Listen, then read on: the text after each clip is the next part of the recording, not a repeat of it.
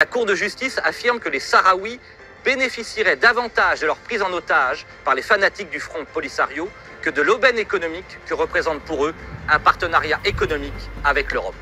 Et ce, alors que le Front Polisario détourne depuis des années, avec la complicité d'Alger, l'aide humanitaire européenne pour la revendre, acheter des armes et poursuivre leur guérilla terroriste. Guillaume Pelletier touché par le scandale Big Malion en juin 2014. Il est 12h30 lorsque la brigade financière et économique de la police judiciaire de Nice arrive chez Guillaume Pelletier, à Nunc-sur-Beuvron dans le Loir-et-Cher, pour mener une perquisition dans son château du XIXe siècle.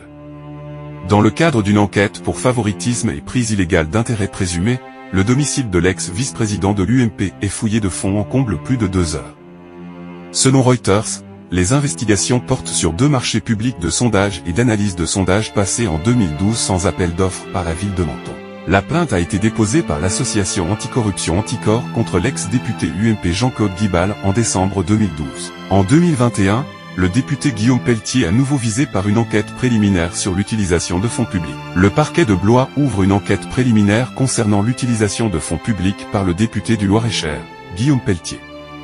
Elle fait suite aux révélations de Mediapart sur le financement des micro-partis de l'ancien numéro 2 de LR. Cet électron fait tous les râteliers extrémistes passer successivement par le Front National de la Jeunesse, le Mouvement National Républicain de Bruno Maigret, le Mouvement pour la France de Philippe de Villiers, l'UMP puis les Républicains où il animait le courant La Droite Forte, puis Reconquête et c'est pas fini. On a affaire à un personnage qui n'a aucun principe si ce n'est l'argent. Il est donc la cible idéale pour les pots de vin à Bruxelles. Le scandale du Maroc Gate n'a pas fini de révéler tous ses secrets. Et il nous semble que Pelletier, l'amoureux du Maroc, et algérophobe, a dû goûter au plaisir de la mamounia. Il prétend défendre les pêcheurs européens quand il critique le verdict de la Cour européenne de justice et du droit international.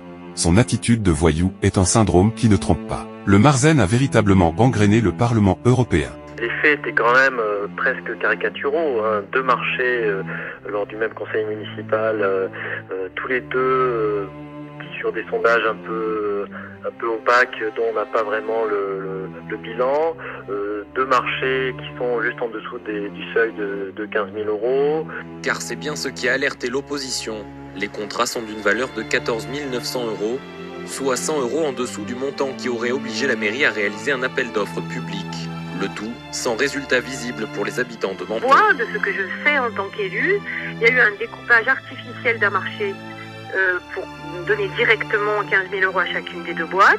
Et par ailleurs, et ça c'est grave, je ne vois pas au bout, par rapport aux 30 000 euros dépensés par une collectivité, je ne vois pas de réalité de prestations. Visiblement, l'UMP achète à l'UMP pour je ne sais quoi.